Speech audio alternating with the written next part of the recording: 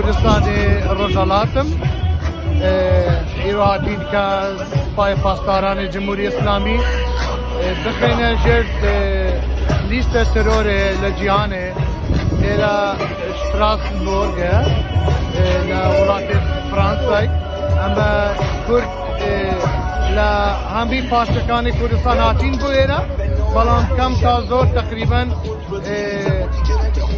کرد روجالات کردستان همی هاتینه به درجه که زور تقریبا دستکارم بیشم صدا شخص کردستان روجالات لتمام اروپا هاتینه بتایبت لولات المانیا لفرنسا لسويسرا هاتين ويرا او مراسم با خو پشاندانا بشدار بوینه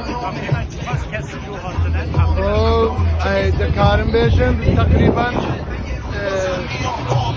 10,000 کسی که لیره کو بوینه تو با همو ایرانیان و کرد روجالات او لیره بوینه من اليوم جميع أحمدية أندامي حزب ديمقراطي كردستان إيران أورو ببوني ده لیستی ترور خستنی جمهوری اسلامی و سپای پاسداران هاتوین بو شتراسبورگ پشتیوانی لو تظاهرات پیروزه دکین و هیوادارین چاورمان هیلا پارلمان اروپا سپای پاسداران و جمهوری اسلامی بکات لیستی ترور زور سپاس.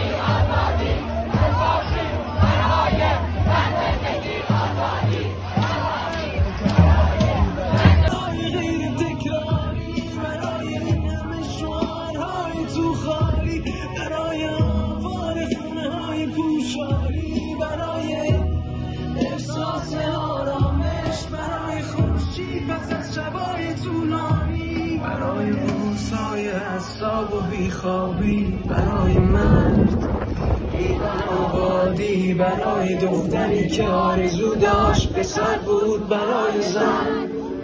زندگی آزادی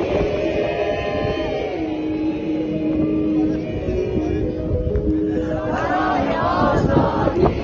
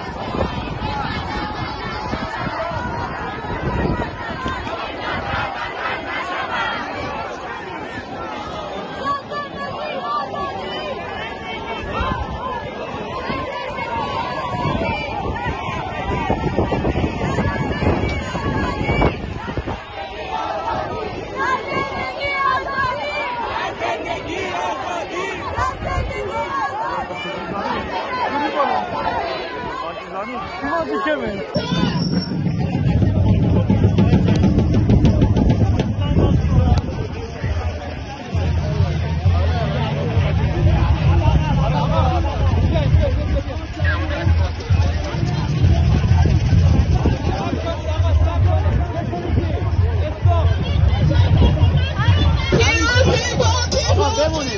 آقا بمونید آقای محترم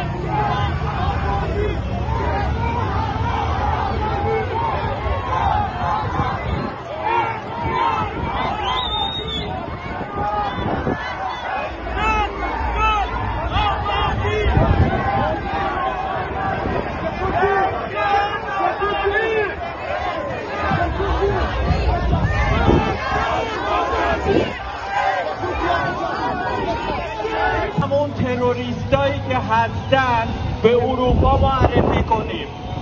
فقط و فقط هم همین رو میخوایم از پارلمان اروپا. یادتون نره فقط و فقط این رو از پارلمان اروپا میخوایم که بتونیم قدم رو جلو ببریم و ما انقلاب رو به نتیجه برسونیم. من چندین ماه دارم میگم کلید این انقلاب با سپاه پاسداران شروع میشه و با سپاه پاسداران تموم میشه.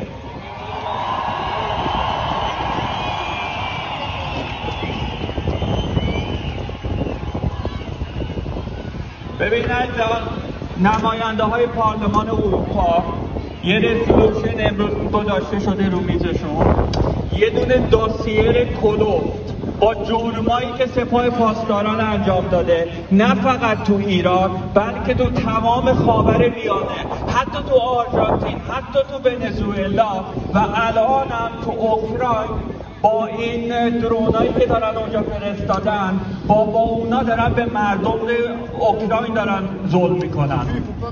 صحبت کنیم.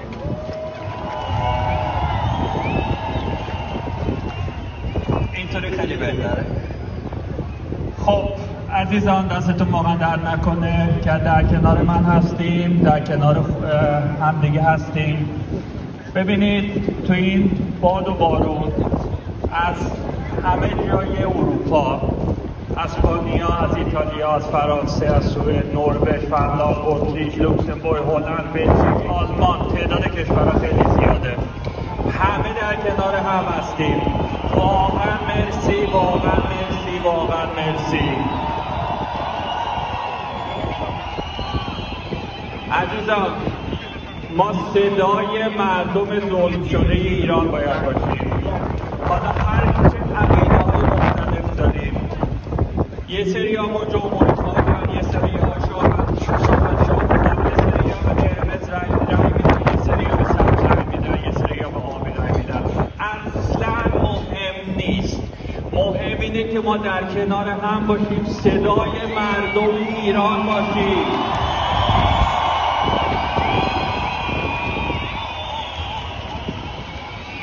یه صدایی که ما باید به این ساختمون پشت رو ببینید، صدای مردم آزادیخواه ایران رو باید به این ساختمون رسیده بشه، به تمام نماینده‌های پارلمان اروپا که بفهمن